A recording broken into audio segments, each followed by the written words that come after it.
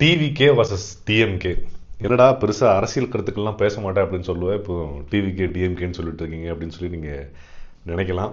அதாவது இது அரசியல் சார்ந்த ஒரு ஒரு கரிசனை கிடையாது. இது நம்ம நண்பர்கள் சார்ந்த ஒரு ஒரு கரிசனை தான். திரு விஜய் அவர்கள் பார்த்தீங்கன்னா இந்த டிவிகே வர்சஸ் டிஎம்கே அப்படிங்கிறத பெரிய லெவலில் முன்மொழிந்து இன்னைக்கு ஒரு சிஎம் அப்படிங்கிற ஒரு அதிகாரத்திலே வந்து உட்கார்ந்துட்டாப்புல.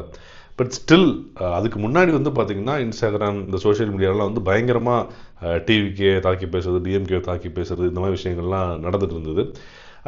ஒரு வகையில் அது வந்து ஏதோ ஒரு அரசியல் அவேர்னஸை எல்லா ஏஜ் குரூப்லேயும் கொண்டு வருது அப்படிங்கிற மாதிரி நம்ம நினச்சிக்கிட்டோம். காரசாரமாக இருந்தாலும் சரி, ஓகே, ஒரு டெசிஷன் எடுத்துகிட்டு வர்றதுக்கு அது ஒரு உதவியாக இருந்திருக்கு. பட் இது முடிஞ்சதுக்கப்புறம் இப்பவும் கூட பார்த்தீங்கன்னா பயங்கரமான ஒரு இப்போ எக்ஸாம்பிள் டிஎம்கேல பார்த்தீங்கன்னா உதயநிதி அட்டாக் பண்ணுறதும், இங்கே பார்த்தீங்கன்னா விஜய் மற்றும் அவருடைய அமைச்சர்கள் அட்டாக் பண்ணி இன்னொரு செட் ஆஃப் நண்பர்கள் போடுறதும். ஸோ இதை நேரில் பார்க்குறப்பவும் சரி, சோஷியல் மீடியாவும் சரி, பயங்கரமாக ஜென்யூனாக பழகி வந்த நண்பர்கள் கூடயே கொஞ்சம் அந்த காரசாரமான ஒரு ஒரு கருத்து வேறுபாடுகள் ஒரு ஒரு ஆரோக்கியமாக இல்லாமல் நான் நிறைய பார்த்துக்கிட்டு இருக்கேன். ஸோ இந்த வீடியோ எதுக்கு அப்படின்னு பார்த்தீங்கன்னா, அரசியல் கட்சிகள் என்றைக்குமே வந்து ஒரு நிலைப்பாடில் இருப்பாங்க அப்படின்னு சொல்லி நம்ப முடியாது. பட் நம்ம நண்பர்கள் வந்து நம்ம கதையை வேற, அவங்களுடைய கதை வேற. ஸோ தேவையில்லாமல் வந்து இதை நமக்குள்ளே பேசி அந்த பிளவுகள்லாம் வந்து இருக்கக்கூடாது அப்படின்னு சொல்லி நினைக்கிறேன். உங்களுடைய ஸ்டாண்டை வந்து ஆரோக்கியமாக ஒரு ஒரு விமர்சனத்தை நீங்கள் எடுத்து கொண்டு வரலாம், அது தப்பு இல்லை.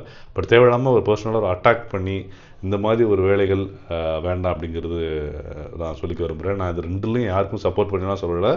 தேவையில்லாமல் நமக்குள்ளே இருக்கக்கூடிய ஒரு அந்த நட்பு விஷயங்களை வந்து நீங்கள் பாதிக்காத மாதிரி பார்த்துக்கோங்க அப்படிங்கிறத நான் ஒரு சின்ன ஒரு ரெக்வெஸ்ட்டாக கேட்டுக்கிறேன். மீண்டும் ஒரு நல்ல ஒரு வீடியோவில் சந்திப்போம்.